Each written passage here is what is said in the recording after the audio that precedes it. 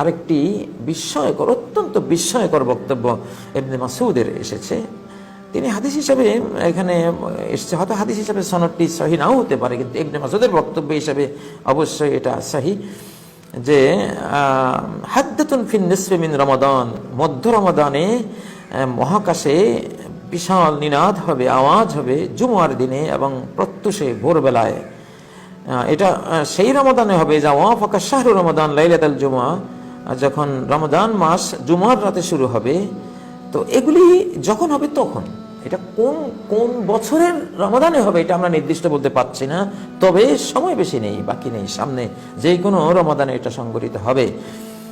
তো এখানে লম্বা কথা, লাস্টে গিয়ে বলা হয়েছে ফাইজা সাল্লাইতুমুল ফাজরা মিন ইয়াউমিল জুমআ, ওই ঘটনার দিন, মহাকাশীয় সে আক্রমণের দিন যখন তোমরা মুসলিমরা ফজর পড়বে, ফাদখুলু বুয়ুতাকুম। দেখুন কতটা সায়েন্টিফিক নির্দেশনা, এগুলো 1450 বছর আগের মানুষদের পক্ষে বলা, বোঝা, উক্তি করা বা বানানো এই সিরিয়ালে অসম্ভব। এগুলো হুকমান মারফু, নবীজি থেকে প্রাপ্ত হওয়া ছাড়া এই তথ্য কেউ দিতেই পারে না।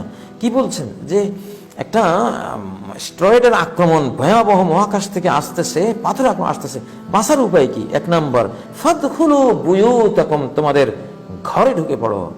2 নম্বর ওয়াগলিকু আবওয়াবাকুম, দরজাগুলো সব বন্ধ করে ফেলো। 3 নম্বর ওয়াসুদ্দু কুয়াকুম, যত ভেন্টিলেটর আছে, ছিদ্র আছে, সব বন্ধ করে দাও। দেখুন, কারণ যেই মহানিনাদ, মহাবিস্ফোরণের আওয়াজ মহাকাশ থেকে আসবে, এটা তো কান ফাটিয়ে এবং ব্রেইনে কম্পন সৃষ্টি করে, হার্টে কম্পন সৃষ্টি করে মানুষকে মেরে দেবে। এখন এটা থেকে বাঁচার কত সাইন্টিফিক কথা বলা হচ্ছে। ঘরে ঢুকো, শুধু ঘরে ঢুকলে হবে না, দরজা বন্ধ করো যাতে আওয়াজ ভিতরে আসতে না পারে।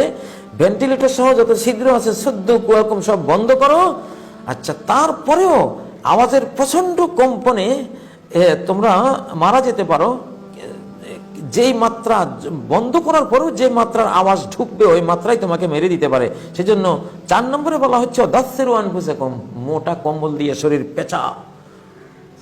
কি আশ্চর্য কথা! দেখুন, ঘরকে সার্বিকভাবে বন্ধ করার পরে গোটা দেহটাকে কান সহ মোটা কম্বল দিয়ে পেঁচা, তাহলে বাদ বাকি আওয়াজ এটাও যাতে আসতে না পারে। কারণ যেই ডেসিবেল মাত্রার আওয়াজ এই হার্ট সহ্য করতে পারে, ওই আওয়াজটা ওই মাত্রার, ওই ডেসিবেল মাত্রার বহুগুণ বেশি হবে, যেটা শেষ ঘর দুয়ার বন্ধ করে কুলাবা না, কম্বল দিয়ে শরীর পেঁচাও। দাসসিরু আনফুসাকুম। তার এই 4 নম্বর এই কথার পরেও আবার বলা হচ্ছে সুদ্দু আযানাকুম, কান বন্ধ করে দাও। সুবহানাল্লাহ! দেখুন কতটা সায়েন্টিফিক। এবং মহাকাশ বিজ্ঞান বা বিস্ফোরণ বা বোমার আক্রমণের মুহূর্তে বাঁচার যেই সায়েন্সগুলো, যে বৈজ্ঞানিক সিস্টেমগুলো, সেগুলো বলা হচ্ছে। এগুলি আজ থেকে 1400 বছর আগের মানুষ কিভাবে বলতো, এগুলো বুঝতে বা কিভাবে? অসম্ভব।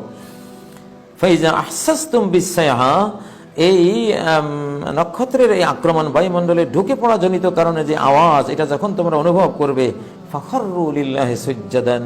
সুবহানাল্লাহ! তাহলে এটা কত নম্বর গেল?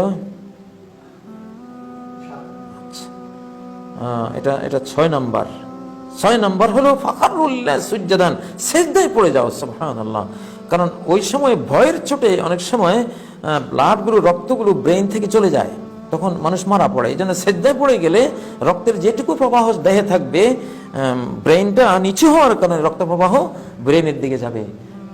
দেখুন কতটা যুক্তিগ্রাহ্য নির্দেশনা। এসব কথা বানোয়াট হওয়ার কোনো প্রশ্নই আসে না। আসলে যারা